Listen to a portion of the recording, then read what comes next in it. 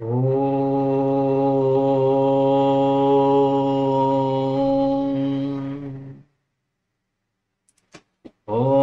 सहनाववतु सहनौ भुनक्तु सह वीर्यङ्करवावहै तेजस्विनावधीतमस्तु मा विद्विषावहै।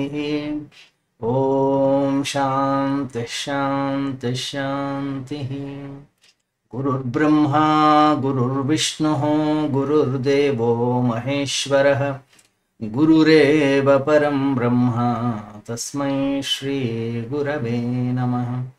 वसुदेवसुतं देवं कंसचाणूरमर्दनं देवकी परमानन्दं कृष्णं वन्दे जगद्गुरुं कृष्णं वन्दे जगद्गुरुम्।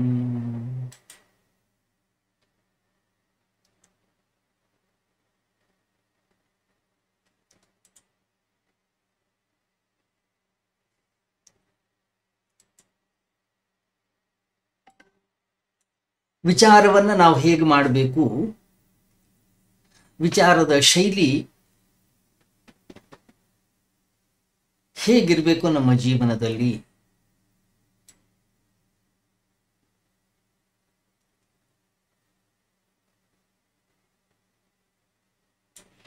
ಗಮನಿಸಿ. ಒಮ್ಮೆ ಒಬ್ಬ ಹುಡುಗ ಬಂದು ಕೇಳ್ತಾನೆ, ಸ್ವಾಮೀಜಿ, ನಾನೊಬ್ಬ ಅತ್ಯಂತ ಉತ್ತಮ ಸರ್ಜನ್ ಆಗಬೇಕು, ಅದಕ್ಕೆ ನಾನು ಏನು ಮಾಡಲಿ? ಅರೆ, ನೀನೊಬ್ಬ ಸರ್ಜನ್ ಆಗಬೇಕಾದ್ರೆ ನೀನೊಂದು ಮೆಡಿಕಲ್ ಕಾಲೇಜಿಗೆ ಜಾಯ್ನ್ ಆಗಬೇಕು. ಅದಕ್ಕೆ ಯಾವ ರೀತಿಯ ಅರ್ಹತೆ ಇದೆ ಆ ಅರ್ಹತೆಯನ್ನು ಪಡೆಯಬೇಕು.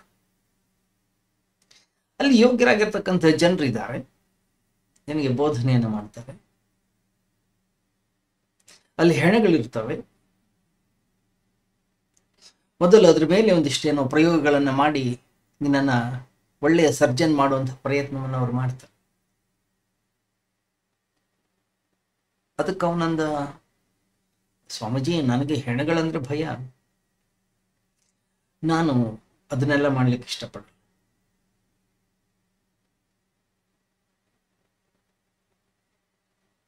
ಗಮನಿಸಿ, ನಾನೊಬ್ಬ ಸರ್ಜನ್ ಆಗಬೇಕೋ, ಹಾಗಾದ್ರೆ ಸರಿಯಾದ ಕಾಲೇಜಿಗೆ ನಾನು ಹೋಗ್ಬೇಕಾಗತ್ತೆ. ಸರಿಯಾದ ರೀತಿಯ ಸ್ಪಷ್ಟವಾಗಿರ್ತಕ್ಕಂತಹ ಜ್ಞಾನವನ್ನ ನಾನು ಗಳಿಸ್ಬೇಕಾಗುತ್ತೆ. ಒಂದು ವೇಳೆ ಸ್ಪಷ್ಟವಾದಂತಹ ತಿಳುವಳಿಕೆ ನನ್ನಲ್ಲಿಲ್ಲ ಅಂತಂದ್ರೆ ನಾನೊಬ್ಬ ಉತ್ತಮ ಸರ್ಜನ್ ಆಗ್ಲಿಕ್ಕೆ ಸಾಧ್ಯ ಇಲ್ಲ.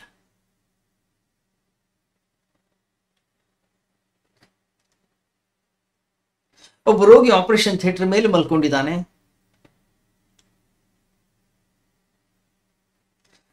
ಸರ್ಜನ್ ಒಳಗಡೆ ಬಂದ.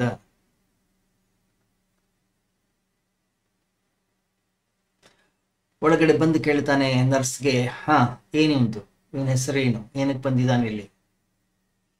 ನರ್ಸ್ ಹೇಳಿದ್ಲು, ಸರ್, ಇವನು ಕಿಡ್ನಿ ಪ್ರಾಬ್ಲಮ್ ಇಂದ ಇಲ್ಲಿ ಬಂದಿದ್ದಾನೆ, ನಿಮಗೆ ಕಿಡ್ನಿ ಆಪರೇಷನ್ ಆಗ್ಬೇಕಾಗಿದೆ.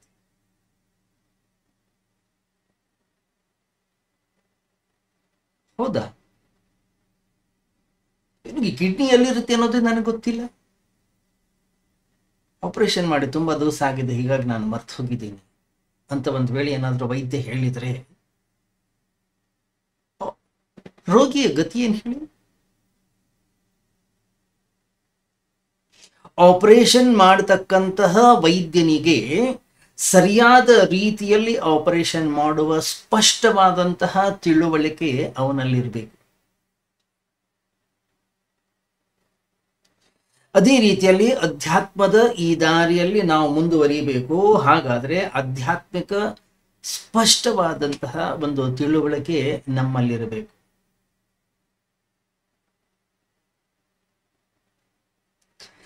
ಒಂದು ವೇಳೆ ಆ ಸ್ಪಷ್ಟತೆ ನಮ್ಮ ಅಂತಃಕರಣದ ಒಳಗಡೆಗೆ ಇಲ್ಲ ಅಂತಂದ್ರೆ ಅಂಧೇ ನೈವ ನೀಯಮಾನ ಯಥಾಂಧಾಹ, ಕಠೋಪನಿಷತ್ತಿನ ಮಂತ್ರ. ಒಬ್ಬ ಕುರುಡ ಮತ್ತೊಬ್ಬ ಕುರುಡನನ್ನ ಮುನ್ನಡೆಸುವ ಹಾಗಾಗುತ್ತೆ.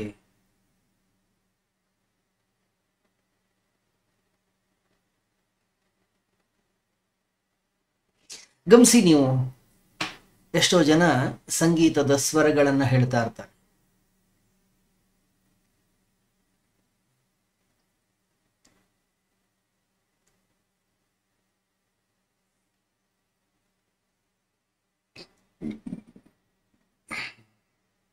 ಯಾವ ವ್ಯಕ್ತಿಗೆ ಸ್ವರಜ್ಞಾನ ಅನ್ನೋದು ಚೆನ್ನಾಗಿದೆಯೋ ಅವನಿಂದ ಅನಾಯಾಸವಾಗಿ ಸಂಗೀತ ಅನ್ನೋಂಥದ್ದು ಹರಿದು ಬರ್ಲಿಕ್ಕೆ ಶುರುವಾಗುತ್ತೆ.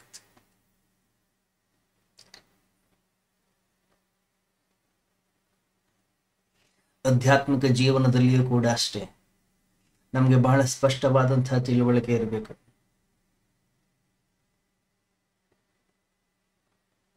ಯಾಕಾಗಿ ನಾವು ಬದುಕುತ್ತಾ ಇದ್ದೀವಿ, ಏನಕ್ಕಾಗಿ ಜೀವನವನ್ನು ನಾವು ಮಾಡ್ತಾ ಇದ್ದೀವಿ, ಜೀವನದ ಉದ್ದೇಶವೇನು, ಆ ಜೀವನದ ಉದ್ದೇಶವನ್ನ ಸಾಧಿಸಿಕೊಳ್ಳಿಕ್ಕಾಗಿ ನಾವೇನು ಪ್ರಯತ್ನವನ್ನ ಮಾಡ್ತಾ ಇದ್ದೀವಿ.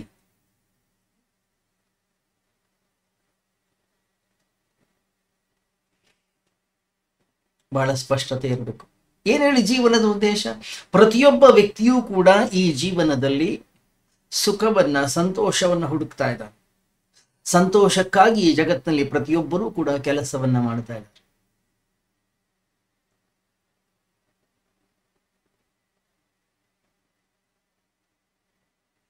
ಎಲ್ಲಾದ್ರೂ ನೋಡಿದ್ದೀರಾ ನೀವು? ಯಾವ್ದಾದ್ರು ಒಬ್ಬ ವ್ಯಕ್ತಿ ದುಃಖಿಯಾಗುವುದಕ್ಕೆ, ಅಳೋದಕ್ಕಾಗಿ, ಕಷ್ಟಪಡೋದಕ್ಕಾಗಿ, ನೋವನ್ನು ಅನುಭವಿಸೋದಕ್ಕಾಗಿ ಪ್ರಯತ್ನ ಪಡೋದನ್ನು? ಸ್ವಾಮೀಜಿ, ನಾನು ದುಃಖಿ ಆಗ್ಬೇಕು, ಅದಕ್ಕೋಸ್ಕರ ನಾನು ಮದುವೆ ಆಗ್ತೀನಿ. ಎಲ್ಲಾದ್ರೂ ಕೇಳಿದ್ದೀರಾ ನೀವು? ಒಬ್ಬ ವ್ಯಕ್ತಿ ಮದುವೆ ಆಗ್ಲಿಕ್ಕೆ ಇಷ್ಟಪಡ್ತಾನೆ ಸುಖ ಪಡುವುದಕ್ಕಾಗಿ, ಒಂದು ಮನೆಯನ್ನ ಕಟ್ತಾನೆ ಸಂತೋಷ ಪಡೋದಕ್ಕಾಗಿ, ಮಕ್ಕಳನ್ನು ಅವನು ಮಾಡಿಕೊಳ್ತಾನೆ ಆನಂದವಾಗಿರೋದಕ್ಕಾಗಿ, ಎಲ್ಲ ಬಂಧು ಮಿತ್ರ ಇಷ್ಟರನ್ನು ಸೇರಿಸಿಕೊಳ್ತಾನೆ ಆನಂದಕ್ಕಾಗಿ, ಸುಖಕ್ಕಾಗಿ, ಸಂತೋಷಕ್ಕಾಗಿ. ಗಮನಿಸಿ, ಮದುವೆ ಆದ್ಮೇಲೆ ಅವನಿಗೆ ಗೊತ್ತಾಗುತ್ತೆ, ಹೆಂಡತಿಯಲ್ಲಿ ನಾನು ಸುಖವನ್ನು ಹುಡುಕ್ತಾ ಇದ್ದೀನಿ, ಮನೆಯಲ್ಲಿ ನಾನು ಸುಖವನ್ನು ಹುಡುಕ್ತಾ ಇದ್ದೀನಿ, ಅಥವಾ ವಸ್ತುಗಳಲ್ಲಿ, ಮಿತ್ರರಲ್ಲಿ ನಾನು ಸಂತೋಷ ಸಂಭ್ರಮವನ್ನು ಹುಡುಕ್ತಾ ಇದ್ದೀನಿ.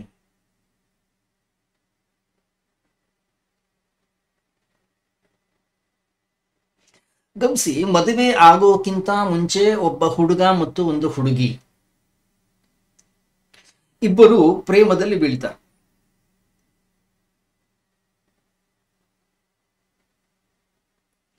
ಅನಂತರ ಕೆಲವು ದಿನಗಳು, ಕೆಲವು ತಿಂಗಳುಗಳು, ಕೆಲವು ವರ್ಷಗಳ ನಂತರ ಇಬ್ಬರು ಕೂಡ ಮದುವೆ ಆಗ್ತಾರೆ.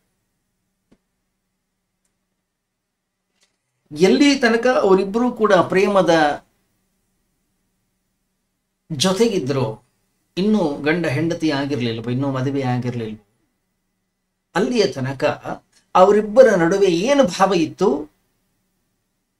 ಹುಡುಗಿ ಅವನನ್ನ ಪ್ರೀತಿಸ್ತಾ ಇದ್ಲು ಅಥವಾ ಹುಡುಗ ಇವಳನ್ನ ಪ್ರೀತಿಸ್ತಾ ಇದ್ದ. ಹುಡುಗನ ಮನಸ್ಸಲ್ಲಿ ಇದ್ದದ್ದು ಒಂದೇ, ಅವಳನ್ನ ಹೇಗಾದ್ರೂ ಮಾಡಿ ಖುಷಿ ಸಂತೋಷವಾಗಿಟ್ಕೊಳ್ಬೇಕು. ಅವಳ ಸಂತೋಷವೇ ನನ್ನ ಸಂತೋಷ, ಅಥವಾ ಇವನ ಸಂತೋಷವೇ ನನ್ನ ಸಂತೋಷ ಅಂತಕ್ಕಂಥ ಒಂದು ಭಾವನೆ ಅವರಿಬ್ಬರಲ್ಲಿತ್ತು. ಗಮನಿಸಿ, ಪ್ರೀತಿ ಅಂದ್ರೆ ಹಾಗೆ, ಮತ್ತೊಬ್ಬರನ್ನ ತೃಪ್ತಿಪಡಿಸುವಂಥದ್ದು.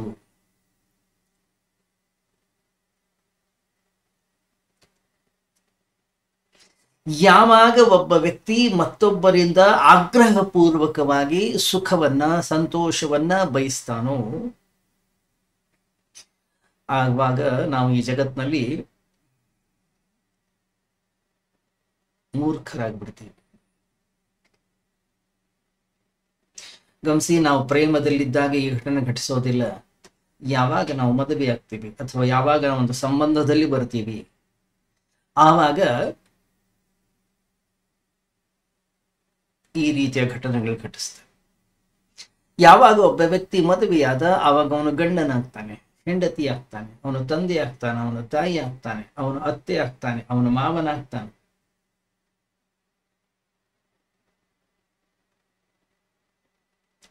ಯಾವಾಗ ಒಂದು ಸಂಬಂಧವನ್ನು ನಾವು ಬೆಳೆಸಿದೀವೋ, ನಾವು ಏನೋ ಒಂದು ಆಗ್ತೀವಿ, ನಾವು ಏನೋ ಒಂದು ವ್ಯಕ್ತಿತ್ವ ನಿರ್ಮಾಣವಾಗುತ್ತೆ.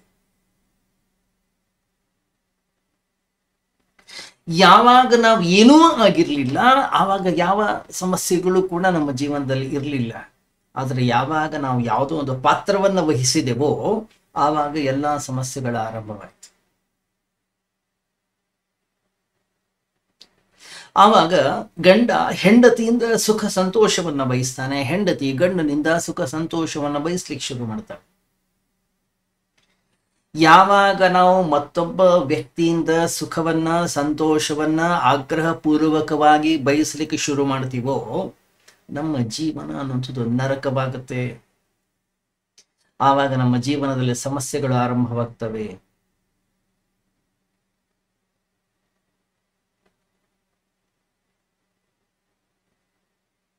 ಯಾವಾಗ ಮತ್ತೊಬ್ಬ ವ್ಯಕ್ತಿಯಿಂದ ನಾವು ಸುಖವನ್ನು ಬಯಸ್ಲಿಕ್ಕೆ ಶುರು ಮಾಡ್ತೀವೋ ನಮ್ಮ ಜೀವನದಲ್ಲಿ ಘರ್ಷಣೆಗಳು, ಭಿನ್ನಾಭಿಪ್ರಾಯಗಳು ಶುರು ಆಗ್ತವೆ.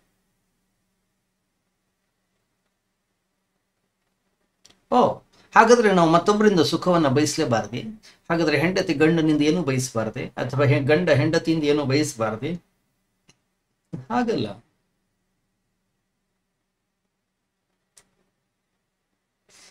ಗಮನಿಸಿ, ಜೀವನ ಬಯಸುವಂಥದ್ದಲ್ಲ, ಜೀವನ ಸುಖವನ್ನು ಅಭಿವ್ಯಕ್ತಪಡಿಸುವಂಥದ್ದು. ಹೆಂಡತಿಯಿಂದ ಸುಖ ಸಿಗುತ್ತೆ, ಗಂಡನಿಂದ ಸುಖ ಸಿಗುತ್ತೆ, ಅಥವಾ ಮನೆಯಿಂದ ಸುಖ ಸಿಗುತ್ತೆ, ಅಥವಾ ಈ ಸಮಾಜದಿಂದ ಸುಖ ಸಿಗುತ್ತೆ ಅನ್ನುವ ಭಾವನೆಯಿಂದ ಯಾವಾಗ ನಾವು ಹೋಗ್ತೀವಿ ನಮಗೆ ಸುಖ ಪ್ರಾಪ್ತಿ ಆಗೋದಿಲ್ಲ. ಮತ್ತೆ ನಾವು ನಮ್ಮ ಜೀವನದಲ್ಲಿ ಸುಖವನ್ನ ಅಭಿವ್ಯಕ್ತಪಡಿಸಬೇಕು, ಆನಂದವನ್ನು ಅಭಿವ್ಯಕ್ತಪಡಿಸಬೇಕು ನಾವೇ.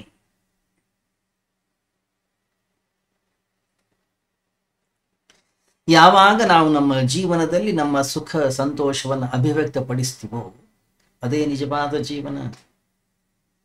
ನಿಮ್ಮ ಹೆಂಡತಿ ಹೇಗಿದ್ದಾಳೆ, ನಿನ್ನ ಗಂಡ ಹೇಗಿದ್ದಾನೆ, ನಿನ್ನ ಸಂಸಾರ ಹೇಗಿದೆ, ನಿನ್ನ ಕೆಲಸ ಹೇಗಿದೆ, ಅಥವಾ ನಿನ್ನ ಸಂಬಂಧಗಳು ಹೇಗಿವೆ, ಯಾರಿಗೆ ಬೇಕಾಗಿದೆ?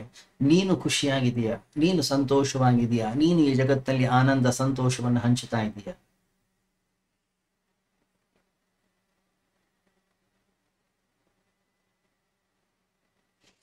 ಗಮನಿಸಿ, ನಮ್ಮ ಜನ ಬಹಳ ವಿಚಿತ್ರವಾಗಿದ್ದಾರೆ.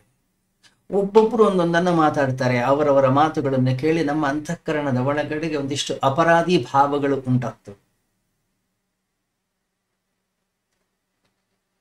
ನಮ್ಮ ಅಂತಃಕರಣದ ಒಳಗಡೆಗೆ ಭಯ ಅನ್ನುವಂಥದ್ದು ಉಂಟಾಗುತ್ತೆ.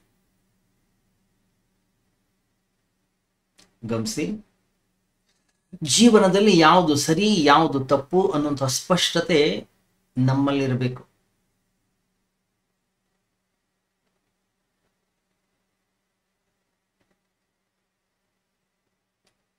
ಯಾವಾಗ ವ್ಯಕ್ತಿಯಲ್ಲಿ ಅಪರಾಧಿ ಭಾವ ಅನ್ನುವಂಥದ್ದು ಬರುತ್ತೆ, ನನಗೆ ಗೊತ್ತಿದೆ ಯಾವುದು ಸರಿ, ನನಗೆ ಗೊತ್ತಿದೆ ಯಾವುದು ತಪ್ಪು, ಆದರೂ ಕೂಡ ತಪ್ಪನ್ನೇ ಯಾವಾಗ ನಾನು ನನ್ನ ಜೀವನದಲ್ಲಿ ಮಾಡ್ತೀನಿ, ನನ್ನ ಅಂತಃಕರಣದ ಒಳಗಡೆಗೆ ಅಪರಾಧಿ ಭಾವ ಅನ್ನೋದು ಉದಯವಾಗುತ್ತೆ.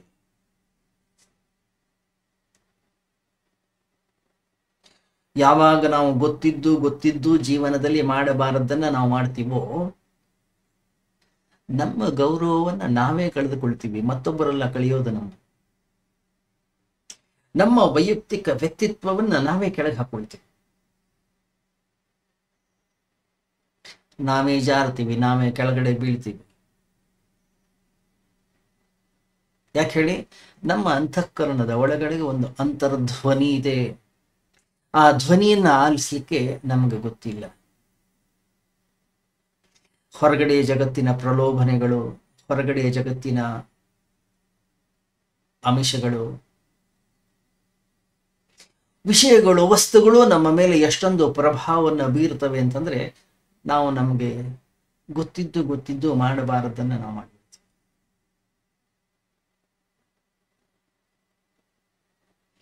ಗಮನಿಸಿ, ಮನಸ್ಸಿನ ಈ ಗುಣವನ್ನ ಯಾವಾಗ ನಾವು ಸ್ಪಷ್ಟವಾಗಿ ಅರಿತುಕೊಳ್ಳುತ್ತೇವೋ ಆಗ ನಮ್ಮ ಆಧ್ಯಾತ್ಮಿಕ ಸಾಧನೆಯ ಪ್ರಯಾಣ ಅನ್ನುವಂಥದ್ದು ಏನಿದೆ ಆರಂಭವಾಗುತ್ತೆ.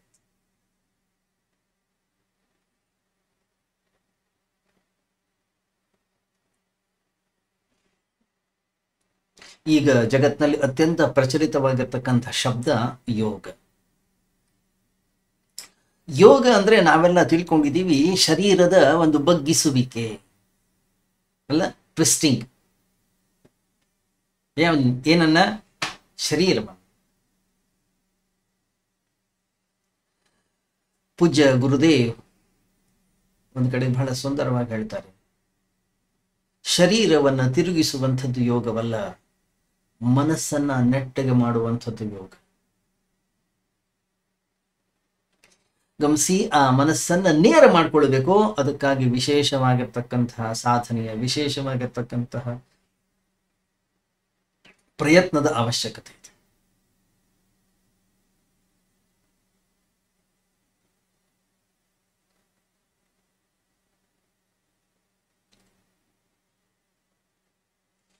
ಗಮನಿಸಿ, ಇದನ್ನ ನಾನು ಸ್ಪಷ್ಟವಾಗಿ ಅರಿಬೇಕು. ವ್ಯಕ್ತಿ ಅತ್ಯಂತ ಜಾಗೃತನಾಗಿರ್ಬೇಕಾಗುತ್ತೆ.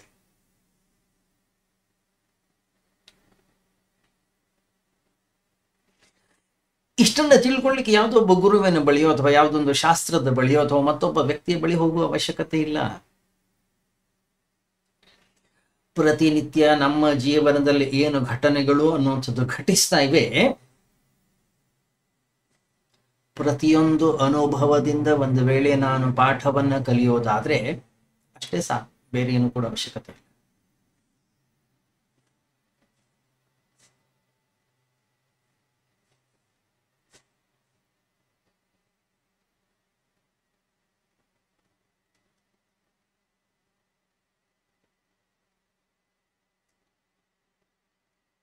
ಗಮನಿಸಿ, ಯಾವಾಗ ನನಗೊಂದು ವ್ಯಕ್ತಿತ್ವ ನಿರ್ಮಾಣವಾಗುತ್ತೋ,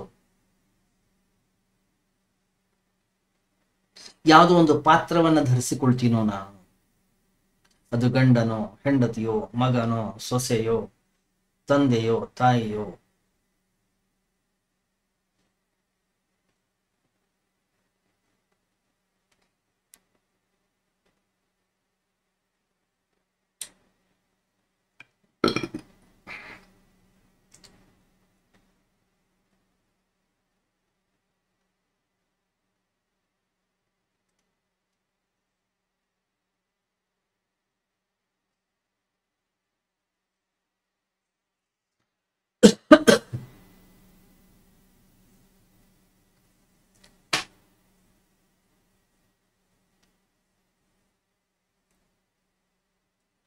ಯಾವತ್ತು ನಾವು ಪ್ರತಿಯೊಂದು ಅನುಭವದಿಂದ ಜೀವನದಲ್ಲಿ ಪಾಠವನ್ನ ಕಲೀಲಿಕ್ಕೆ ಆರಂಭ ಮಾಡ್ತೀವೋ,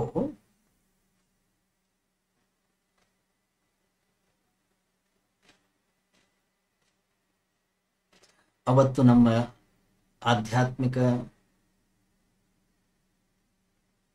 ಸಾಧನೆಯ ಆರಂಭ.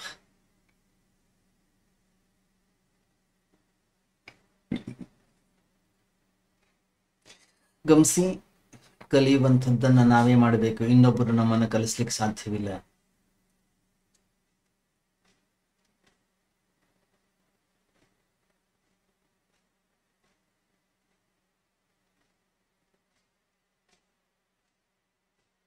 ಒಂದು ವೇಳೆ ನಾನು ಪಾಠವನ್ನ ಕಲಿಯುತ್ತೇನೆ ಅಥವಾ ಏನೇ ಕಲಿಬೇಕು ಅನ್ನುವಂಥದ್ದನ್ನ ನಾನು ನಿರ್ಧಾರವನ್ನ ಮಾಡಿದರೆ ಅದನ್ನ ನಿಲ್ಲಿಸಲಿಕ್ಕೆ ಯಾರಿಂದಲೂ ಕೂಡ ಸಾಧ್ಯ.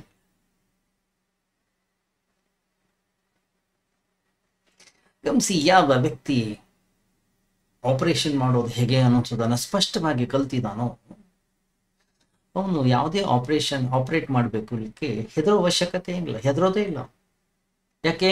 ಎಲ್ಲವೂ ಕೂಡ ಬಹಳ ಸ್ಪಷ್ಟವಾಗಿದೆ.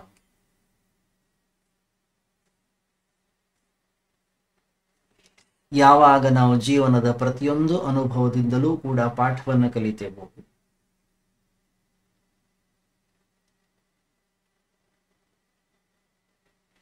ನಾವು ಯಾರಿಗೂ ಕೂಡ ಹೆದರುವ ಅವಶ್ಯಕತೆ ಅನ್ನೋದು ಇಲ್ಲ.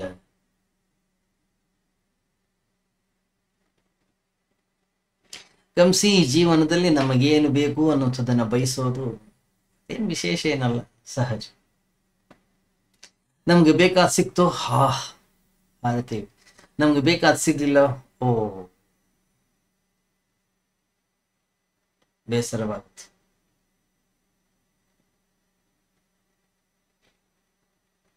ಸಿಕ್ಕಾಗ ಸಂತೋಷವನ್ನು ಅಭಿವ್ಯಕ್ತಪಡಿಸ್ತೀವಿ, ಸಿಗದೆ ಇದ್ದಾಗ ಗೋಳಾಟ, ನರಳಾಟ. ಇಷ್ಟವಾಗಿರ್ತಕ್ಕಂಥ ವಸ್ತುಗಳ ಹಿಂದೆ ಓಡುವಂಥದ್ದು, ಇಷ್ಟವಿಲ್ಲದ ವಸ್ತುಗಳಿಂದ ದೂರ ಓಡಿ ಹೋಗುವಂಥದ್ದು.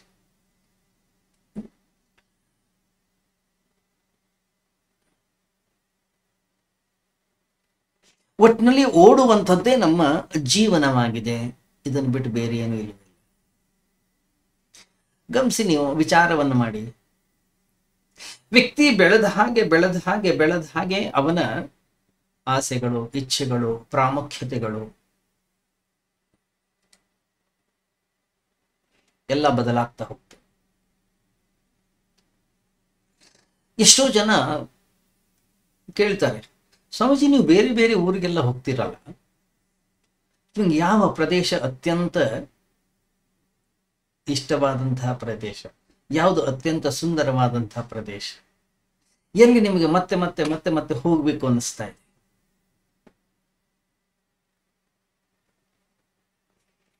ಬಹಳಷ್ಟು ದಿನಗಳ ಕಾಲ ನಾನು ಕೂಡ ತಲೆ ಕೆಡಿಸ್ಕೊಂಡೆ. ಹೌದು, ಯಾವ ಊರು ಚಂದ? ಮಲೆನಾಡಿಗೆ ಹೋದ್ರೋಣ, ದಕ್ಷಿಣ ಕನ್ನಡಕ್ಕೆ ಹೋದ್ರು, ದಿಲ್ಲಿಗೆ ಹೋದ್ರೆ, ಉತ್ತರ ಪ್ರದೇಶಕ್ಕೆ ಹೋದ್ರೆ, ಹಿಮಾಚಲ ಪ್ರದೇಶಕ್ಕೆ ಹೋದ್ರೆ,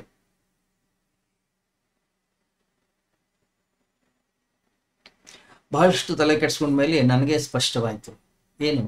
ಇವಾಗ ನಾನು ಯಾವ ಊರಿನಲ್ಲಿದ್ದೇನೆ, ಇದಕ್ಕಿಂತಲೂ ಸುಂದರವಾದಂತಹ ಪ್ರದೇಶ ಇನ್ನೊಂದಿಲ್ಲ. ಯಾಕೆ? ಈ ಕ್ಷಣದಲ್ಲಿ ಯಾವುದು ಸುಂದರವೋ ಈ ಕ್ಷಣದಲ್ಲಿ ಮಾತ್ರ ಅದು. ಇದು ನಾಳೆಯೂ ಕೂಡ ಸುಂದರವಾಗಿ ಇರುತ್ತೆ, ಯಾವ ಗ್ಯಾರಂಟಿ ಕೂಡ ಇಲ್ಲ.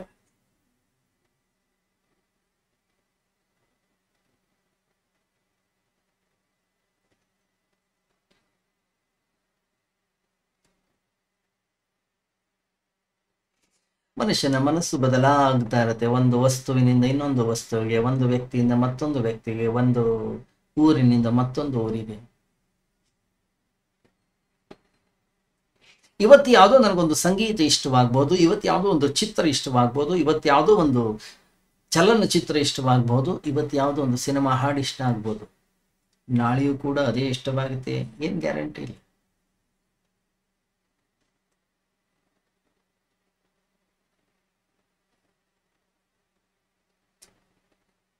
ಇದು ಇವ್ರಿಗೆ ಇಷ್ಟವಾಗಿದೆ, ಆದ್ರಿಂದ ಇನ್ನು ಏನಿದ್ರು ಕೂಡ ಇದನ್ನೇ ಇವ್ರಿಗೆ ಕೊಡೋಣ.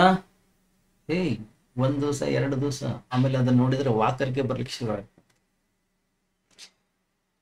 ಯಾವ ವ್ಯಕ್ತಿ ನಮಗೆ ಇವತ್ತು ಇಷ್ಟವಾಗಿದ್ದಾನೆ, ಅವನ ಜೊತೆಗೆ ಶಾಶ್ವತವಾಗಿರ್ಬೇಕಂತ ಸಂದರ್ಭ ಬಂದ್ರೆ ಅವನಿಂದ ನಾವು ದೂರ ಓಡಿ ಹೋಗ್ತೀವಿ.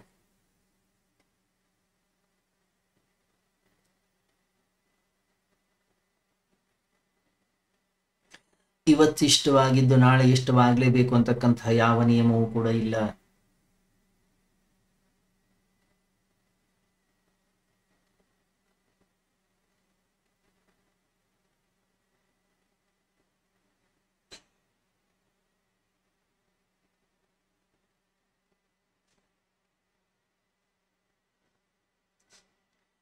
ಗಮನಿಸಿ, ನಾವೆಲ್ಲರೂ ಕೂಡ ನಮ್ಮದೇ ಮನಸ್ಸಿನ ಬಲಿಪಶುಗಳಾಗಿದೆ. ಇವತ್ತು ಯಾವುದು ಸುಂದರವಾಗಿ ಕಾಣುತ್ತೆ, ನಮ್ಮ ಮನಸ್ಸು ಯಾವ ರೀತಿಯಲ್ಲಿ ಅದನ್ನ ಪ್ರತಿಬಿಂಬಿಸ್ತದೆ ಅಂತಂದ್ರೆ, ಜೀವನದಲ್ಲಿ ಇದಕ್ಕಿಂತಲೂ ಸುಂದರವಾಗಿರಿ ಇನ್ನೊಂದು ಇಲ್ಲ. ಇದು ಯಾವಾಗಲೂ ಹೀಗೆ ಇರುತ್ತೆ ಅನ್ನುವಂಥ ಒಂದು ಭಾವನೆಯಿಂದ ನಾವು ಹೋಗ್ತೀವಿ.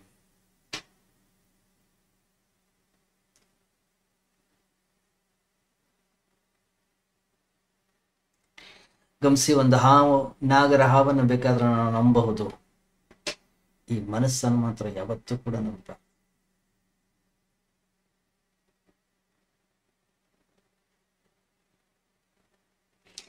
ಗಮನಿಸಿ, ಮನಸ್ಸು ಅನ್ನುವಂಥದ್ದು 2 ರೀತಿಯಲ್ಲಿ ಕೆಲಸವನ್ನ ಮಾಡುತ್ತದೆ. ಯಾವುದೋ ಒಂದು ವಸ್ತು, ಒಂದು ಮಾರ್ಕೆಟ್ಗೆ ಹೋಗ್ತೀವಿ, ಅಲ್ಲಿ ನಾನಾ ತರದ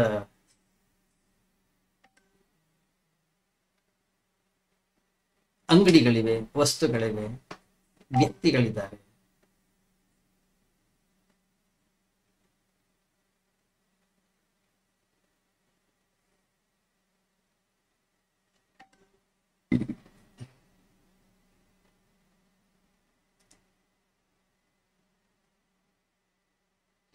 ವಸ್ತುವನ್ನು ನೋಡ್ತೀವಿ ಅಥವಾ ವ್ಯಕ್ತಿಯನ್ನ ನೋಡ್ತೀವಿ, ವಿಷಯಗಳನ್ನ ನಾವು ನೋಡ್ತೀವಿ.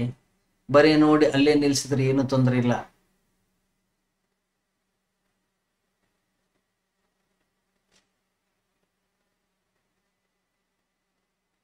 ನಿಧಾನವಾಗಿ ಒಂದು ಸಣ್ಣ ವಿಚಾರ ಆರಂಭ ಆಗುತ್ತೆ. ಇವಳೆಷ್ಟು ಚೆನ್ನಾಗಿದ್ದಾಳೆ, ಇವರೆಷ್ಟು ಚೆನ್ನಾಗಿದ್ದಾನೆ.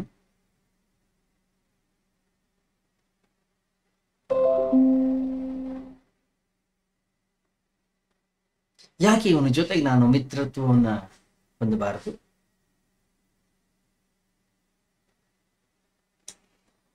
ಗಮನಿಸಿ, ನಮ್ಮ ಸಂಸಾರ ಅನ್ನೋದು ಆರಂಭವಾಗೋದು ಹೀಗೆ.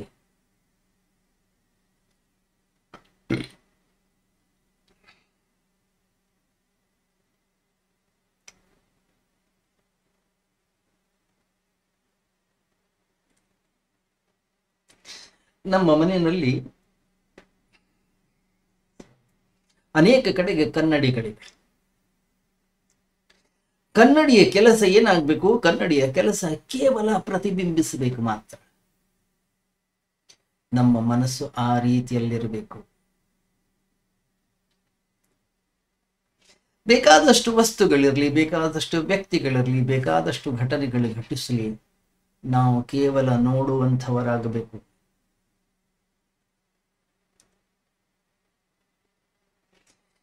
ಇಲ್ಲಿ ಜಗತ್ತಲ್ಲಿ ಅನೇಕರು ಅನೇಕ ರೀತಿಯ ಅಭಿಪ್ರಾಯಗಳನ್ನು ಕೇಳ್ತಾರೆ, ಏನೋ ತೋರಿಸ್ತಾರೆ, ನಿಮ್ಗೆ ಇದು ಹೇಗೆ ಅನಿಸ್ತು? ಈ ಜಗತ್ತಿನಲ್ಲಿ ಎಲ್ಲಕ್ಕೂ ನಾವು ನಮ್ಮ ಅಭಿಪ್ರಾಯವನ್ನ ವ್ಯಕ್ತಪಡಿಸುವ ಅವಶ್ಯಕತೆ ಅನ್ನೋದು ಇಲ್ಲವೇ ಇಲ್ಲ.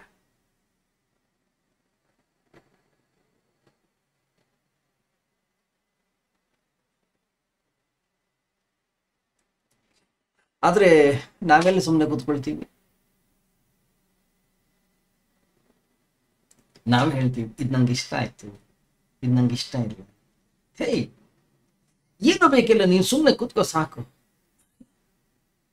ಸ್ಮಶಾನ ಮೌನ, ಏನು ಮಾಡಿದೆ, ಸುಮ್ಮನೆ ಕೂತ್ಕೊಳ್ಳೋದು ನಮ್ಮ ಕೈನಲ್ಲಿ ಸಾಧ್ಯವೇ ಇಲ್ಲ.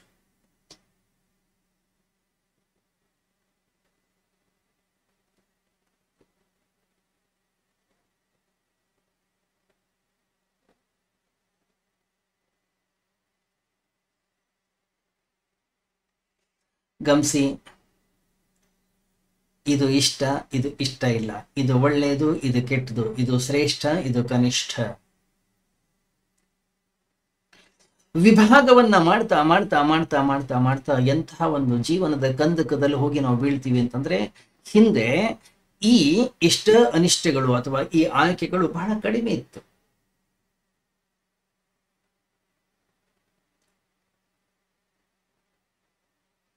ಇವತ್ತು ಹಾಗಿಲ್ಲ.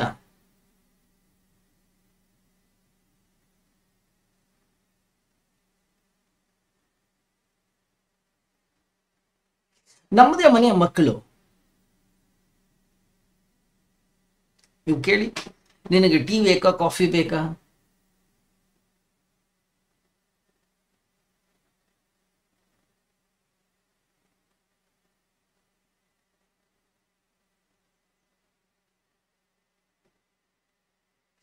ಕೆಲವರಿಗೆ ಟೀ ಇಷ್ಟ, ಕೆಲವರಿಗೆ ಕಾಫಿ ಇಷ್ಟ, ಇನ್ನು ಕೆಲವರಿಗೆ ಬೋರ್ನ್ವಿಟಾ ಇಷ್ಟ, ಇನ್ನು ಕೆಲವರಿಗೆ ಹಾರ್ಲಿಕ್ಸ್ ಇಷ್ಟ, ಇನ್ನು ಕೆಲವರಿಗೆ ಹಾಲು ಇಷ್ಟ, ಇನ್ನು ಕೆಲವರಿಗೆ ಬರೀ ಬಿಸಿನೀರು. ದೊಡ್ಡವರಾಗ್ತಾ ಆಗ್ತಾ ಆಗ್ತಾ ಆಗ್ತಾ ಆಗ್ತಾ ಈ ಆಯ್ಕೆಗಳೇ ನಮ್ಮ ವ್ಯಕ್ತಿತ್ವವನ್ನ ನಿರ್ಮಾಣ ಮಾಡ್ತವೆ. ಯಾವಾಗ ಅವನಿಗೆ ವಯಸ್ಸಾಗ್ತಾ ಆಗ್ತಾ ಆಗ್ತಾ ಬಂತು, ಅವನಂತಾನೆ, ನನಗೆ ಇದಿದ್ರೇನೆ ನನ್ನ ಜೀವನ, ಇದಿಲ್ದಿದ್ರೆ ನನ್ನ ಕೈನಲ್ಲಿ ಜೀವನ ಮಾಡ್ಲಿಕ್ಕೆ ಸಾಧ್ಯ ಇಲ್ಲ. ಎಲ್ಲವೂ ಕೂಡ ಹೀಗೆ ಇರಬೇಕು, ಹೀಗಿಲ್ಲ ಅಂತಂದ್ರೆ ನನಗೆ ನಿದ್ದೆ ಬರೋದಿಲ್ಲ, ಹೀಗಿಲ್ಲ ಅಂತಂದ್ರೆ ನನಗೆ ದುಃಖವಾಗುತ್ತೆ, ಹೀಗಿಲ್ಲ ಅಂತಂದ್ರೆ ನನ್ನ ತಲೆ ಅಶಾಂತವಾಗುತ್ತೆ, ನಂದು BP ಜಾಸ್ತಿ. ಗಮನಿಸಿ, ನಮ್ಮ ಸಂಸಾರ ನಿರ್ಮಾಣ ಆಗುವಂತಹ ಒಂದು ರೀತಿ ಇದು.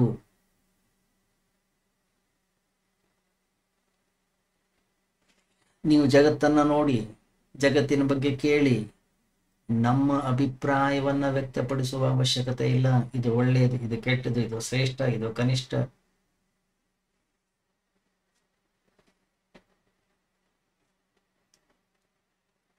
ಒಂದು ಕಣ್ಣು, ಇನ್ನೊಂದು ಕಿವಿ, ಈ ಎರಡು ಮುಖ್ಯ ದ್ವಾರಗಳಿಂದ ಈ ಇಡೀ ಜಗತ್ತು ನಮ್ಮ ಒಳಗಡೆಗೆ ಪ್ರವೇಶ ಮಾಡುತ್ತೆ.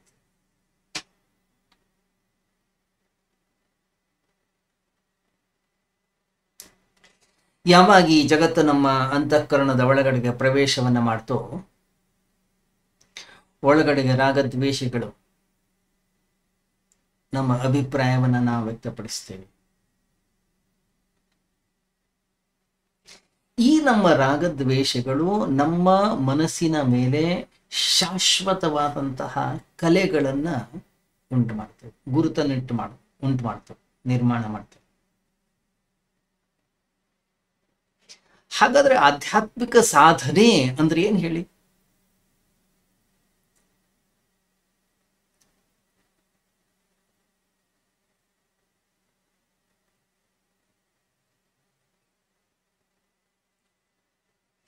ಆಧ್ಯಾತ್ಮಿಕ ಸಾಧನೆ ಅಂತಂದ್ರೆ ಜೀವನದಲ್ಲಿ ಯಾವುದೇ ರೀತಿಯ ಆಯ್ಕೆಗಳಿಲ್ಲದೆ ಇರುವಂಥದ್ದು.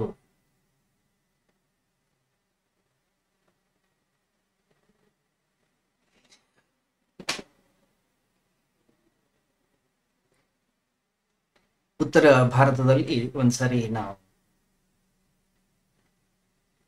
ಆಧ್ಯಾತ್ಮಿಕ ಶಿಬಿರವನ್ನು ಮಾಡ್ಲಿಕ್ಕೆ ಹೋದಾಗ ಅಲ್ಲಿ ಯಾವುದೋ ಒಂದು ಆಶ್ರಮ, ಋಷಿಕೇಶದಲ್ಲಿ, ಹರಿದ್ವಾರದಲ್ಲಿ ಅನ್ಸುತ್ತೆ, ಸಾಧನಾ ಸದನ ಅಂತ ಹೇಳಿ. ನಾನು ಹೇಳ್ತಾ ಇರೋದು 29-30 ವರ್ಷದ ಹಿಂದಿನ ಒಂದು ಘಟನೆ. ಆಶ್ರಮದಲ್ಲಿ ನಮ್ಗೆಲ್ಲರಿಗೂ ಕೂಡ ಊಟಕ್ಕೆ ಹಾಕಿದ್ರು. ಊಟಕ್ಕೆ ಹಾಕಿದಾಗ ಊಟಕ್ಕಿಲ್ಲ, ಎಲ್ಲರೂ ಕೂಡ ಊಟಕ್ಕೆ ಕೂತ್ಕೊಂಡೆವು.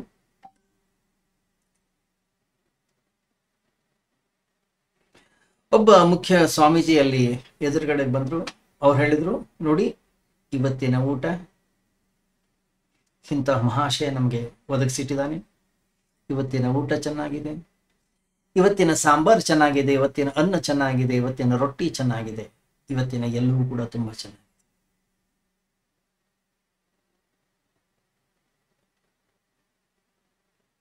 ಅವನು ಏನು ಹೇಳ್ತಾನೆ ಊಟಕ್ಕೆ ಕೂತ್ಕೊಂಡು ಅವರು ಪ್ರತಿಯೊಬ್ಬರು ಕೂಡ ಹೇಳಬೇಕು. ಎಲ್ಲ ಆದ್ಮೇಲೆ ಅನ್ನದಾತ ಸುಖಿ ಭವ ಹೇಳಬೇಕು. ಯಾವಾಗ ಈ ಭಾವನೆಯಿಂದ ನಮ್ಮ ಊಟ ಅನ್ನೋದು ಆರಂಭವಾಗುತ್ತೋ, ಯಾರು ಯಾವುದೇ ಭಾವನೆಯನ್ನ ವ್ಯಕ್ತಪಡಿಸೋ ಹಾಗಿಲ್ಲ ಅಲ್ಲಿ.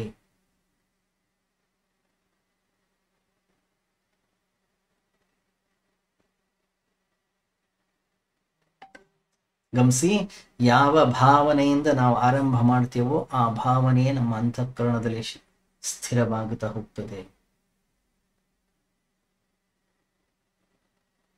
ಯಾಕಂದ್ರೆ ನಮ್ಮ ಸ್ವಂತ ಅಭಿಪ್ರಾಯವನ್ನ ವ್ಯಕ್ತಪಡಿಸ್ಲಿಕ್ಕೆ ಅಲ್ಲಿ ಅವಕಾಶಗಳಿಲ್ಲ. ಯಾಕೆ? ಅವ್ರು ಹೇಳಾಗಿದೆ.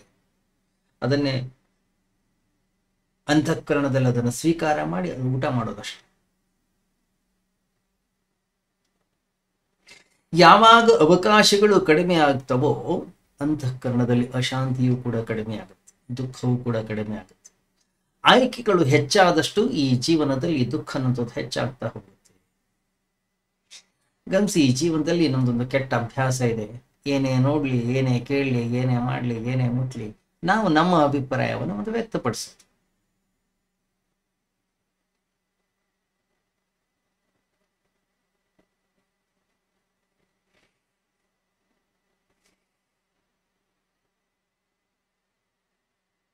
ಏನ್ ಬೇಕಾದ್ರೂ ನೋಡಿ, ಏನ್ ಬೇಕಾದ್ರೂ ಕೇಳಿ, ಏನ್ ಬೇಕಾದ್ರೂ ಅನುಭವಿಸಿ, ಆದ್ರೆ ಅಭಿಪ್ರಾಯವನ್ನು ವ್ಯಕ್ತಪಡಿಸುವ ಅವಶ್ಯಕತೆ ಇಲ್ಲ.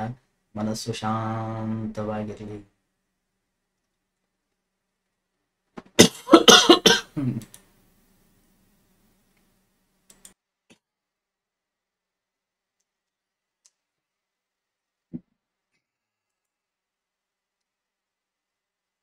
ಯಾವಾಗ ನಮ್ಮ ಮನಸ್ಸು ಶಾಂತವಾಗಿದೆಯೋ,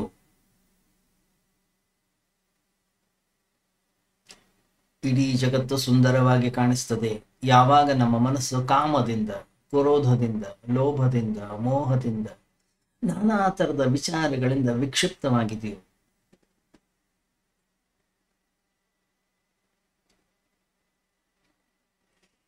ನಮಗಲ್ಲಿ ಅಶಾಂತಿ, ನಮಗಲ್ಲಿ ದುಃಖ,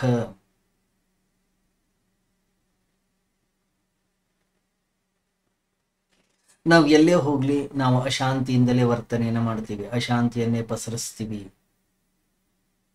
ಹಾಗಾದ್ರೆ ನಿಜವಾದ ಆಧ್ಯಾತ್ಮಿಕ ಸಾಧನೆ ಅಂತಂದ್ರೆ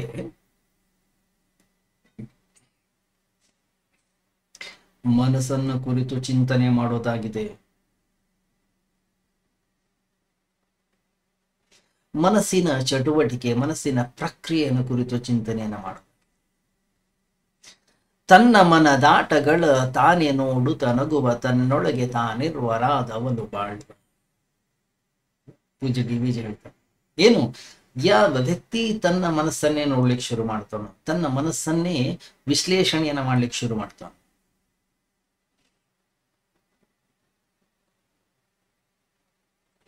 ಗಮನಿಸಿ, ಇದನ್ನ ನಾವೇ ಮಾಡ್ಬೇಕು. ಇದನ್ನ ಇನ್ನೊಬ್ರು ಮಾಡ್ಲಿಕ್ಕೆ ಆಗೋದಿಲ್ಲ. ಆಚಾರ್ಯ ಮುಖೇನ ಮಾಡಿಸ್ಲಿಕ್ಕೆ ಆಗೋದಿಲ್ಲ. ಯಾವುದೋ ಗುರು ನನ್ನ ತಲೆ ಮೇಲೆ ಕೈ ಇಟ್ಟ ಅಂತ ಹೇಳಿ ಅದು ನನ್ನ ಮನಸ್ಸು ಪರಿಶುದ್ಧವಾಗುವುದಿಲ್ಲ. ನಮ್ಮ ಪರವಾಗಿ ಮತ್ತೊಬ್ಬರು ಇಲ್ಲ ಮಾಡ್ಲಿಕ್ಕೆ ಆಗುವುದಿಲ್ಲ.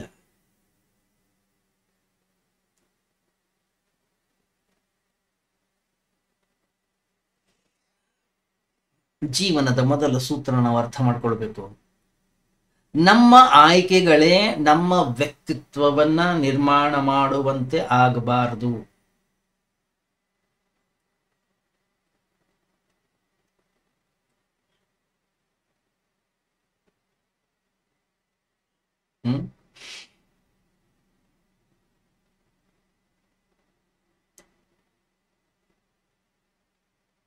ಮತ್ತೊಂದು, ಜೀವನದಲ್ಲಿ ಯಾವತ್ತೂ ನಾನು ನಾಯಕನಾಗಬಾರ್ದು. ಜೀವನದಲ್ಲಿ ಯಾವಾಗಲೂ ಕೂಡ ನಾನೊಬ್ಬ ಹಿಂಬಾಲಕನಾಗಬೇಕು. ಅನುಕರಣೆಯನ್ನು ನಾನು ಮಾಡಬೇಕು.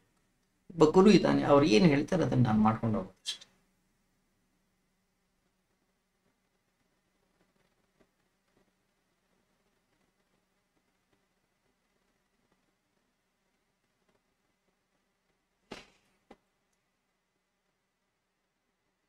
ಬಹಳ ಕಷ್ಟ. ನಮ್ಮ ಮಿತ್ರೊಬ್ಬರು ಬಂದು ಕೇಳಿದ್ರು, ಓ ಹಾಗಾದ್ರೆ ಹೆಂಡತಿ ಏನು ಹೇಳ್ತಾರೆ ಅದನ್ನಷ್ಟೇ ಕೇಳ್ಬೇಕು, ನಾವು ಮಾತಾಡ್ಲೇಬಾರ್ದು.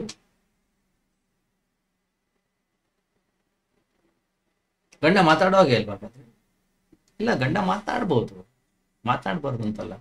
ಯಾವಾಗ ಹೆಂಡತಿ ಅಂತಕ್ಕಂಥವಳು ಸುಮ್ಮನಾಗ್ತಾಳ ಅವತ್ತು ಗಂಡ ಮಾತಾಡ.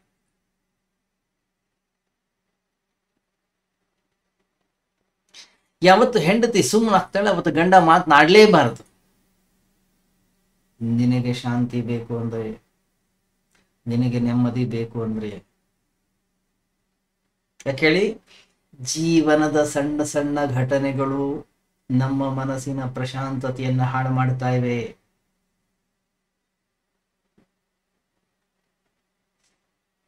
ಯಾವ ವ್ಯಕ್ತಿ ತನ್ನ ಜೀವನದ ಪ್ರಶಾಂತತೆಗೆ ಮೊದಲ ಆದ್ಯತೆಯನ್ನ ಕೊಡ್ತಾನೋ ಸಣ್ಣ ಸಣ್ಣ ಘಟನೆಗಳಿಗೆ ಅವನು ಪ್ರತಿಕ್ರಿಯೆಯನ್ನು ವ್ಯಕ್ತಪಡಿಸ್ಲಿಕ್ಕೆ ಹೋಗೋದಿಲ್ಲ.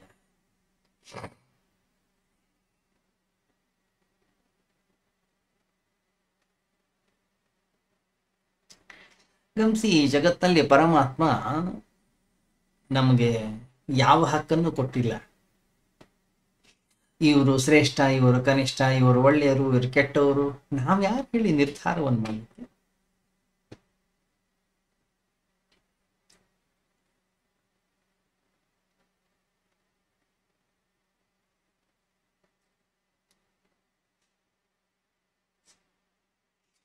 ನೋಡ್ಬೇಕು, ಎಷ್ಟೋ ಜನ ಸಂತರಾಗಿ ಹೋದ್ರು, ಎಂತೆಂತ ದೊಡ್ಡ ದೊಡ್ಡ ಸಂತರಾಗಿ.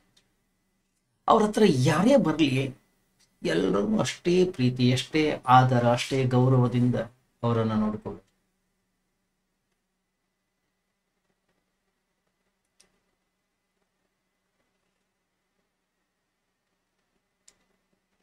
ಗಮನಿಸಿ, ನಾವು ಸಂತನ ಬಳಿ ಹೋಗಿ ನಮಸ್ಕಾರವನ್ನ ಮಾಡಿದರೆ ಸಂತನಿಗೆ ಯಾವುದೇ ಲಾಭವಿಲ್ಲ, ಯಾವ ಮಹಾತ್ಮನಿಗೂ ಯಾವುದೇ ಪ್ರಯೋಜನವಿಲ್ಲ.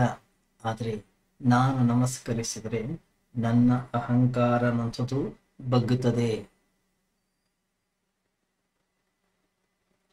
ಯಾವಾಗ ನಾನು ನನ್ನ ಅಹಂಕಾರವನ್ನ ಬಗ್ಗಿಸಿದೆನೋ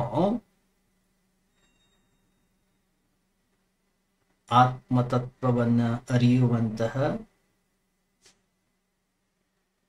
ಶಕ್ತಿ, ಸಾಮರ್ಥ್ಯ ನನ್ನದಾಗ್ತದೆ.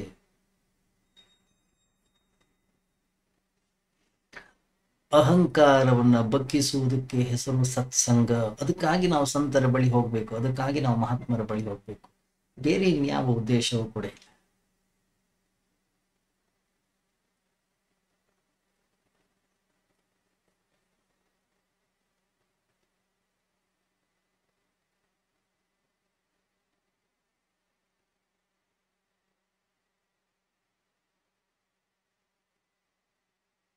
ಗಮನಿಸಿ ನೀವು, ಇಡೀ ಮನುಷ್ಯನ ಜೀವನ ಅನ್ನೋದು ರಾಗದ್ವೇಷಗಳಿಂದಲೇ ಕೂಡ್ಕೊಂಡಿದೆ.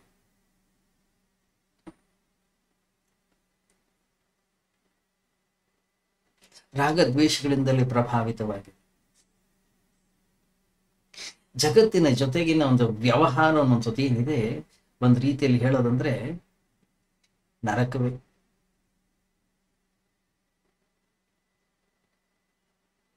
ಗಮನಿಸಿ, ಜಗತ್ತಲ್ಲಿ ಬೇಕಾದಷ್ಟು ವಸ್ತುಗಳಿವೆ, ಬೇಕಾದಷ್ಟು ವಿಷಯಗಳಿವೆ. ಪ್ರತಿ ಬಹಳಷ್ಟು ವಿವೇಕದಿಂದ ವ್ಯವಹಾರ ಮಾಡೋದನ್ನು ನಾವು ಕಲಿಬೇಕು. ಎಷ್ಟು ಆಹಾರದ ಅವಶ್ಯಕತೆ ನಮಗಿದೆ, ನಾನು ಎಷ್ಟು ತಿನ್ನಬೇಕು, ಏನು ತಿಂದ್ರೆ ಏನಾಗುತ್ತೆ ಅನ್ನುವಂಥ ವಿವೇಕ ನನಗಿರ್ಬೇಕು. ಆಹಾರಕ್ಕಲ್ಲ, ವಸ್ತುಗಳಿಗಲ್ಲ, ವಿಷಯಗಳಿಗಲ್ಲ.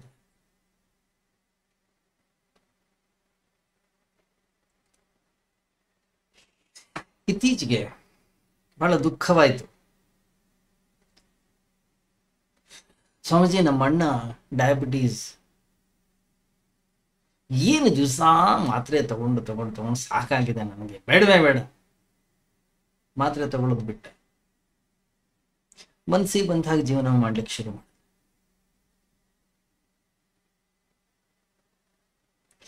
50 ವರ್ಷ 55 ವರ್ಷ ಇರ್ಬೋದು, ಸತ್ತೇ ಹೋದು.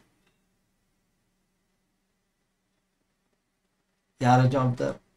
ಗಮನಿಸಿ, ನಮಗೆ ಗೊತ್ತಿರಬೇಕು ಯಾವ ಆಹಾರವನ್ನು ತೆಗೆದುಕೊಳ್ಬೇಕು, ಎಷ್ಟು ಆಹಾರವನ್ನು ತೆಗೆದುಕೊಳ್ಬೇಕು, ಯಾವ ರೀತಿಯ ಡಯಟ್ ಮಾಡಬೇಕು, ಯಾವ ಆಹಾರ ನನಗೆ ಸರಿ ಹೋಗ್ತದೆ ನನಗೆ ಗೊತ್ತಿರಬೇಕು. ಅದನ್ನು ಮತ್ತೊಬ್ಬರು ಹೇಳೋದಲ್ಲ, ವೈದ್ಯರು ಹೇಳೋದಲ್ಲ.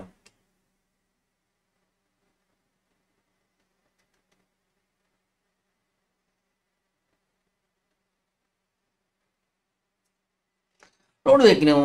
ಅದರಲ್ಲೂ ನಮ್ಮ ಹಿಂದೂ ತಾಯಂದರು ಏನಿದ್ದಾರೆ, ಅವರಿಗೆ ಪ್ರೀತಿಯ ಒಂದು ಅಭಿವ್ಯಕ್ತತೆ ಏನಪ್ಪಾ ಅಂತಂದ್ರೆ ಚೆನ್ನಾಗಿ ಅಡುಗೆ ಮಾಡಿದ್ರು ತಿನ್ಸೋದು.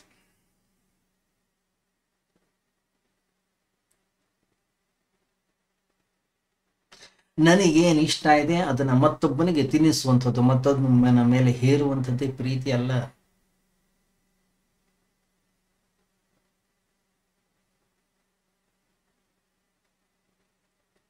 ಹೌದು.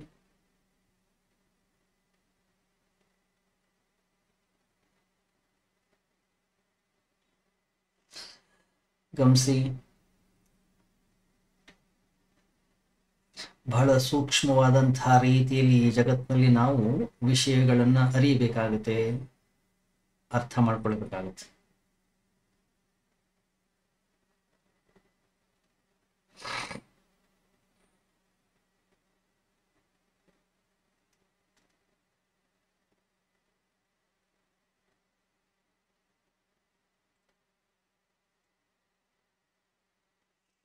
ಇದೊಂದು ಶರೀರ ಇದೆ. ಈ ಶರೀರವನ್ನು ನಾವು ನಿರ್ಮಾಣ ಮಾಡಿದ್ದಲ್ಲ. ಈ ಶರೀರ ಪರಮಾತ್ಮ ಅಂತಕ್ಕಂಥವನು ನಮಗೆ ಕೊಟ್ಟಿದೆ.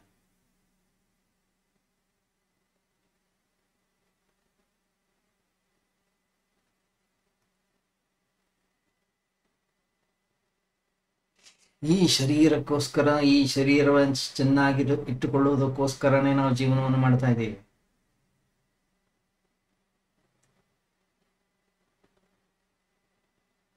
ಈ ಶರೀರವನ್ನು ಚೆನ್ನಾಗಿಟ್ಕೊಳ್ಳಿಕ್ಕೆ, ಈ ಶರೀರವನ್ನು ಸುಂದರವಾಗಿ ಕಾಣಲಿಕ್ಕೆ ಎಷ್ಟೆಲ್ಲ ಪ್ರಯತ್ನ ಮಾಡ್ತೇವೆ. ಏನೇನು ಚಂದ ಚಂದದ ಬಟ್ಟೆಗಳು, ಏನೇನು ಚಂದ ಚಂದದ ಆಭರಣಗಳು, ಏನೇನು ಬಣ್ಣಗಳನ್ನು ಹಚ್ಚಿಕೊಳ್ಳುವಂಥದ್ದು, ಒಂದಲ್ಲ ಎರಡಲ್ಲ.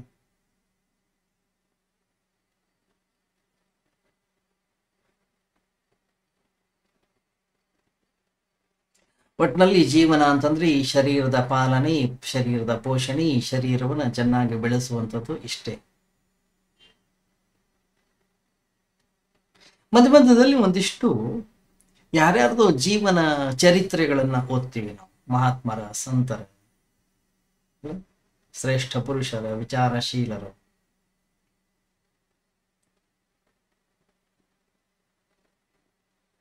ಆ ಪುಸ್ತಕಗಳಲ್ಲಿ ಏನಿದೆ, ಸುಂದರ ವಿಚಾರಗಳಿವೆ. ಓ, ಹಾಗಾದ್ರೆ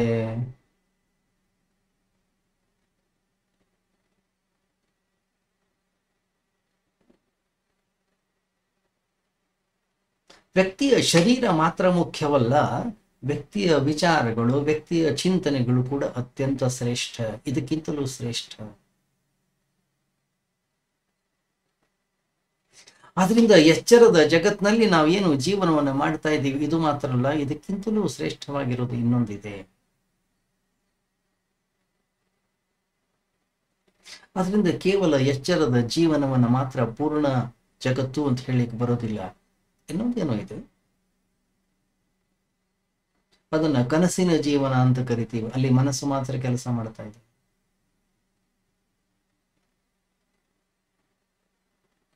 ಅದನ್ನು ದಾಟಿದ್ರೆ ಮತ್ತೊಂದು ಜಗತ್ತಿದೆ, ನಿದ್ರೆ. ಅಲ್ಲಿ ಮನಸ್ಸು ಕೂಡ ಇಲ್ಲ. ಗಮನಿಸಿ, ಎಚ್ಚರದ ಜಗತ್ತಿನಲ್ಲಿ ಕನಸಿನ ಜಗತ್ತಿನಲ್ಲಿ ಶರೀರವೇ ಇಲ್ಲ. ನಿದ್ರೆಯ ಜಗತ್ತಿನಲ್ಲಿ ಶರೀರವೂ ಇಲ್ಲ, ಮನಸ್ಸು ಇಲ್ಲ, ಇಂದ್ರಿಯಗಳು ಇಲ್ಲ, ಏನೂ ಇಲ್ಲ.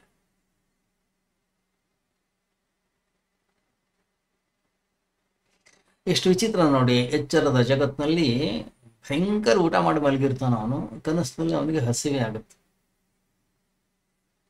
ಎಚ್ಚರದ ಜೀವನದಲ್ಲಿ ಏನು ಊಟ ಮಾಡಿದಾನ ಆ ಆಹಾರ ಕನಸಿನ ಜೀವನಕ್ಕೆ ಸಂಬಂಧವೇ ಇಲ್ಲ.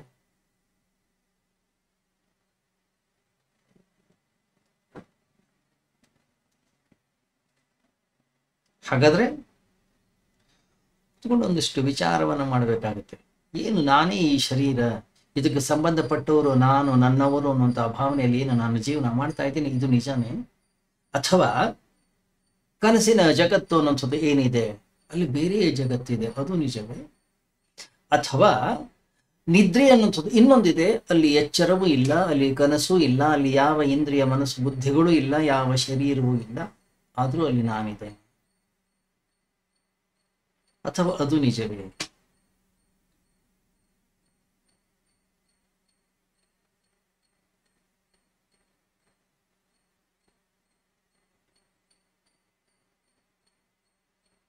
ಯಾವಾಗ ವ್ಯಕ್ತಿ ಈ ರೀತಿಯ ವಿಚಾರವನ್ನ, ಈ ರೀತಿಯ ಚಿಂತನೆಯನ್ನ ಅವನ ಜೀವನದಲ್ಲಿ ಆರಂಭವನ್ನ ಮಾಡ್ತಾನೋ, ಅವನ ಆಧ್ಯಾತ್ಮಿಕ ಜೀವನ ಅವತ್ತಿನಿಂದ ಆರಂಭವಾದ ಹಾಗೆ. ಗಮನಿಸಿ, ಇದನ್ನ ಕಲೀಲಿಕ್ಕೆ ನಾವು ಗುರುಗಳ ಹತ್ರ ಹೋಗೋ ಅವಶ್ಯಕತೆ ಇಲ್ಲ, ಶಾಸ್ತ್ರಗಳ ಬಳಿ ಹೋಗೋ ಅವಶ್ಯಕತೆ ಇಲ್ಲ. ನಮ್ಮ ಜೀವನದಲ್ಲಿ ಘಟಿಸುವ ಪ್ರತಿಯೊಂದು ಅನುಭವದಿಂದ ನಾವು ಇದನ್ನ ಕಲೀಬೇಕು.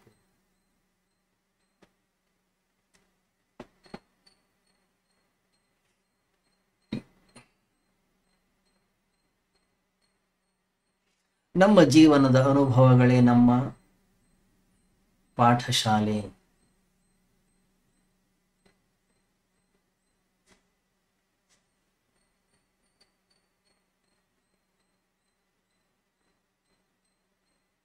ಯಾವಾಗ ನಮ್ಮ ಜೀವನದ ಪ್ರತಿಯೊಂದು ಅನುಭವದಿಂದ ನಾನು ಪಾಠವನ್ನ ಕಲೀಲಿಕ್ಕೆ ಆರಂಭ ಮಾಡ್ತೀನೋ,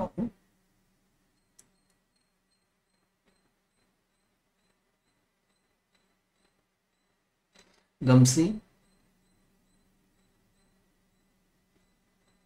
ನನ್ನ ಜೀವನದಲ್ಲಿ ಒಂದು ಕ್ರಾಂತಿ ಅನ್ನೋದು ಘಟಿಸ್ಲಿಕ್ಕೆ ಶುರುವಾಗುತ್ತೆ. ಯಾವಾಗ ನಾನಾಗಿ ಇಷ್ಟಪಟ್ಟು ಕಲೀಲಿಕ್ಕೆ ಶುರು ಮಾಡ್ತೀನಿ, ಯಾವಾಗ ಕಲಿಯುವಿಕೆ ಅನ್ನೋದು ನನ್ನ ಜೀವನದಲ್ಲಿ ಆರಂಭವಾಗುತ್ತೆ.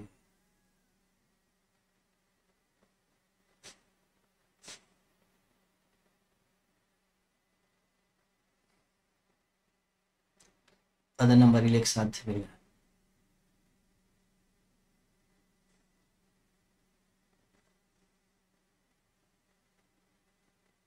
ನೀವು ಗಮನಿಸಿದ್ದೀರಾ, ಮಕ್ಕಳನ್ನ ಈಜು ಕಲಿಸ್ಲಿಕ್ಕೆ ಕರ್ಕೊಂಡು ಹೋಗಿ ನೀವು, ಮಕ್ಕಳು ಬಹಳ ಬೇಗ ಈಜು ಕಲಿತಾರೆ. ದೊಡ್ಡವರು ಈಜು ಕಲಿಯೋದು ಬಹಳ ಕಷ್ಟ ಆಗುತ್ತೆ, ದೊಡ್ಡವರು ಬೇಗ ಕಲಿಯೋದಿಲ್ಲ.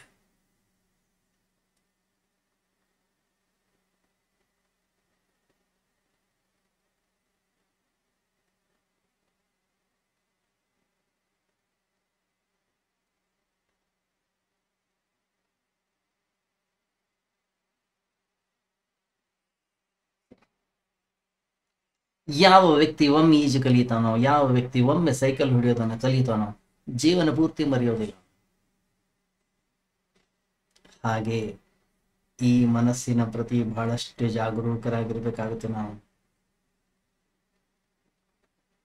ಮನಸ್ಸಲ್ಲಿ ಒಂದು ವಿಚಾರ ಬಂತು, ತೊಂದರೆ ಇಲ್ಲ.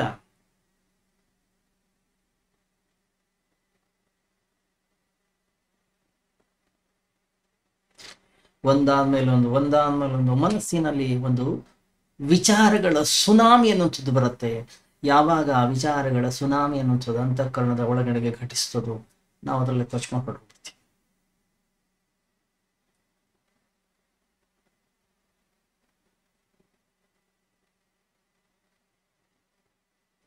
ಗಮನಿಸಿ, ನೀವು ಗಂಗಾ ನದಿಗೆ ಸ್ನಾನಕ್ಕೆ ಹೋಗಿ ನಿಮ್ಗೆ ಗೊತ್ತಾಗುತ್ತೆ,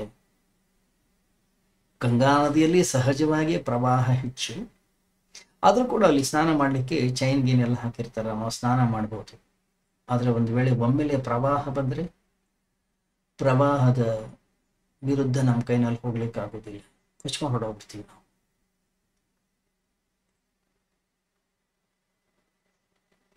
ಅದೇ ರೀತಿಯಲ್ಲಿ ಜೀವನದಲ್ಲಿಯೂ ಕೂಡ ಅಷ್ಟೇ, ವಿಚಾರಗಳ ಪ್ರವಾಹ ನಮ್ಮನ್ನು ಕೊಚ್ಕೊಂಡು ಹೊರಟೋಗುತ್ತೆ. ನಮಗೆ ಗೊತ್ತಿರುತ್ತೆ ಏನು ಮಾಡ್ಬೇಕು ಏನು ಮಾಡಬಾರ್ದು ಅಂತ ಹೇಳಿ, ಆದರೂ ಕೂಡ ನಾವು ಹೊರಟೋಗ್ತೀವಿ.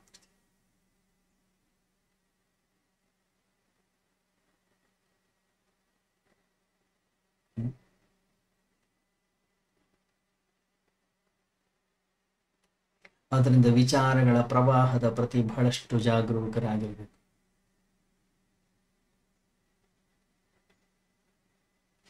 ಗಮನಿಸಿ, ನೀವು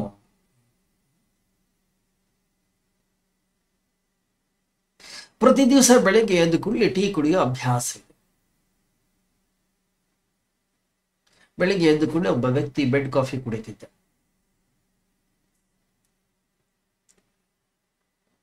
ಅವತ್ತು ಬೆಳಗ್ಗೆ ಎದ್ದ, ಹೆಂಡತಿ ಕಾಫಿ ತಂದು ಕೊಟ್ಟಿರ್ಲಿಲ್ಲ. ಹೇಳ್ದ ಕಾಫಿ, ಅವಳಂದ್ಲು ಇಲ್ಲ ನೆನ್ನೆ ಹಾಲು ಹಾಳಾಗಿದೆ, ಇವತ್ತಿನ ಹಾಲು ಇನ್ನೂ ಬಂದಿಲ್ಲ, ಬಂದ ಮೇಲೆ ಕಾಫಿ ಮಾಡ್ಕೊಡ್ತೀವಿ. ಬೆಳಿಗ್ಗೆ ಎದ್ದು ಕೂಡಲೇ ಒಂದು ಕಾಫಿ ಕೊಡಕ್ಕಾಗಲ್ಲ. ಏನಾಗಿದೆ ನಿಮ್ಗೆ ದರಿದ್ರತೆ? ನಿಮ್ಮ ದರಿದ್ರ ಮುಖವನ್ನೇ ನಾನು ನೋಡೋದಿಲ್ಲ. ಗಮನಿಸಿ, ಬೆಳಿಗ್ಗೆ ಪ್ರತಿನಿತ್ಯ ಕುಡಿಯುತ್ತಾ ಇದ್ದಂತಹ ಒಂದು ಲೋಟ ಕಾಫಿ 10 ನಿಮಿಷ ತಡವಾಗಿ ಬಂದದ್ದಕ್ಕೆ ಇಷ್ಟು ತಲೆ ಹಾಳು ಮಾಡ್ಕೊಂಡ. ನಿಮ್ಮ ದರಿದ್ರ ಮುಖವೇ ಬೇಡ, ನಿಮ್ಮ ಕಾಫಿನೇ ಬೇಡ, ನಾನು ಹೊರಗಡೆ ಹೋಗಿ ಕಾಫಿ ಕುಡ್ಕೊಂಡು ಬರ್ತೀನಿ ಅಂತ ಹೇಳಿ ಹೊರಗಡೆ ದಡ ದಡ ದಡ ಅಂತ ಹೊರಗೆ ಬಂದ. 2 ವೀಲರ್ ಸ್ಟಾರ್ಟ್ ಮಾಡ್ದ. ಅಲ್ಲೇ ಪಕ್ಕದಲ್ಲಿ ಇತ್ತು ಒಂದು ಹೋಟೆಲ್. ಹೋದ. ಅರ್ಧ ಗಂಟೆ ನಂತರ ಮನೆಗೆ ಫೋನ್ ಬಂತು, ಆಕ್ಸಿಡೆಂಟ್ ಆಗಿ ಹೀಗೆ ಹಾಸ್ಪಿಟಲ್ ಅಡ್ಮಿಟ್ ಮಾಡಿದ್ದಾರೆ, ದಯವಿಟ್ಟು ಬನ್ನಿ. ಒಂದು ಕಾಲು ಮೇಲೆ ಕಟ್ಟಿದ್ದಾರೆ, ಇನ್ನೊಂದು ಕೈ ಮೇಲೆ ಕಟ್ಟಿದ್ದಾರೆ, ಫ್ರಾಕ್ಚರ್ ಆಗಿದೆ.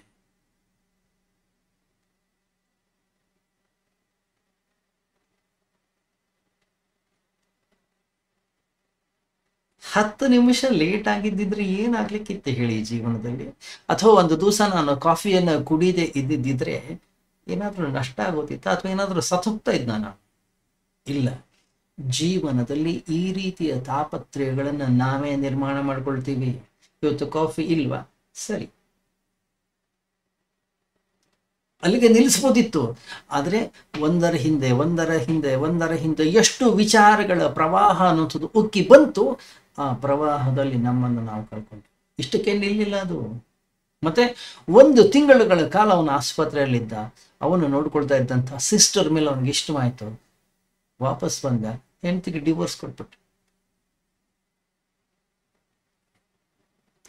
ಯಥಾ ಪ್ರಕಾರ ಕೆಲವು ತಿಂಗಳುಗಳ ನಂತರ ಆ ಹೆಂಡತಿಯೂ ಕೂಡ ಕಾಫಿ ಕೊಡ್ಲೇ ಇಲ್ಲ.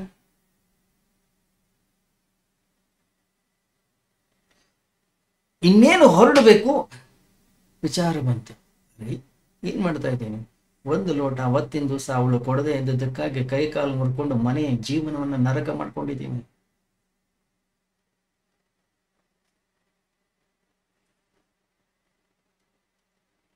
ನಮ್ಮ ವಿಚಾರಗಳ ಪ್ರವಾಹದ ಪ್ರತಿ ಬಹಳಷ್ಟು ಜಾಗರೂಕರಾಗಿರ್ಬೇಕು ನಾವು.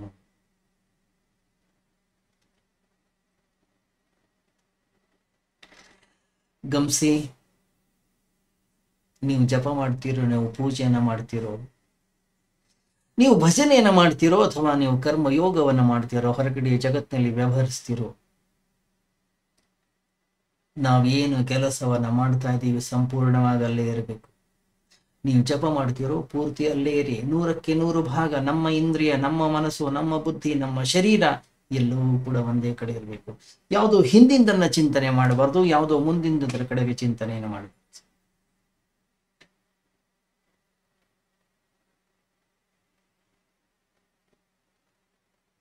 ಇದೇ ನಿಜವಾದ ಸಾಧನೆ. ಇದಕ್ಕಿಂತಲೂ ಉತ್ಕೃಷ್ಟವಾಗಿರ್ತಕ್ಕಂಥ ಸಾಧನೆ ಈ ಜಗತ್ತಿನಲ್ಲಿ ಇನ್ನೊಂದಿಲ್ಲ.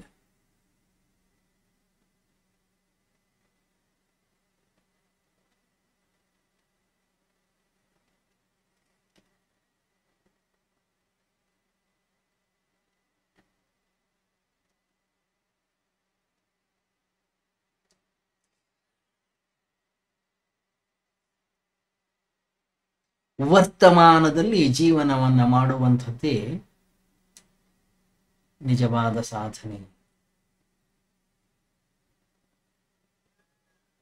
ಯಾವಾಗ ನನ್ನ ಮನಸ್ಸು ವರ್ತಮಾನದಲ್ಲಿರುತ್ತೋ ಸತ್ಯ ತತ್ವದ ಅರಿವು ನಮಗಾಗುತ್ತೆ.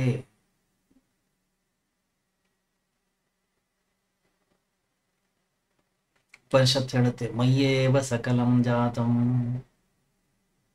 ಮಯಿ ಸರ್ವಂ ಲಯಂ ಯಾತಿ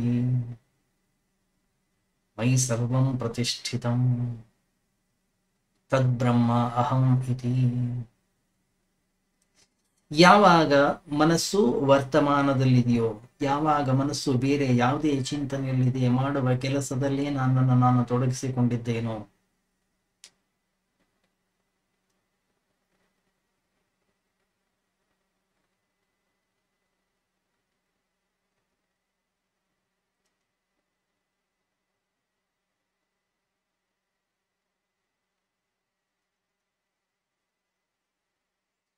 ಗಮನಿಸಿ,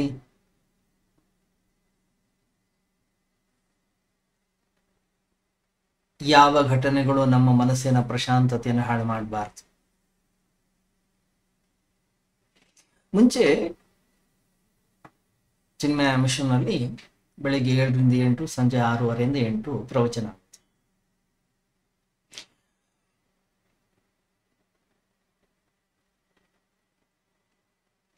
7 ಗಂಟೆ ಒಳಗಡೆಗೆ ನಾನು ಬಂದ ಕೂಡಲೇ ಬಾಗ್ಲ ಹಾಕಿ, 7 ಗಂಟೆ ನಂತರ ಯಾರೋ ಬರೋ ಅವಶ್ಯಕತೆ ಇಲ್ಲ, ಬಾಗ್ಲ ಹಾಕ್ಸ್ಬಿಡ್ತಾರೆ. ಕೆಲವು ದಿನಗಳ ನಂತರ ಗೊತ್ತಾಯ್ತು, 7 ಗಂಟೆ ಒಳಗಡೆ ಯಾರು ಒಳಗಡೆಗೆ ಬಂದು ಕೂತ್ಕೊಂಡಿದ್ದಾರೆ, ಅವರು ಯಾರು ಏನು ಪ್ರವಚನ ಕೇಳ್ತಿಲ್ಲ. 7 ಗಂಟೆ ನಂತರ ಬರೋರು ಅವರನ್ನು ಏನಾದರೂ ಕೇಳ್ತಾರೆಯೇ?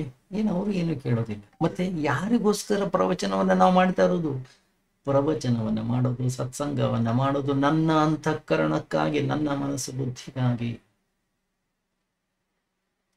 ಯಾವಾಗ ಈ ಸ್ಪಷ್ಟತೆ ಅನ್ನುವಂಥದ್ದು ನನ್ನಲ್ಲಿರುತ್ತೋ ಸಾಕು, ಯಾರು ಎಷ್ಟೊತ್ತಿಗಾದ್ರೂ ಬರಲಿ ಅವನು ತಲೆ ಕೆಡಿಸ್ಕೊಳ್ಳಿಕ್ಕೆ ಹೋಗುದಿಲ್ಲ.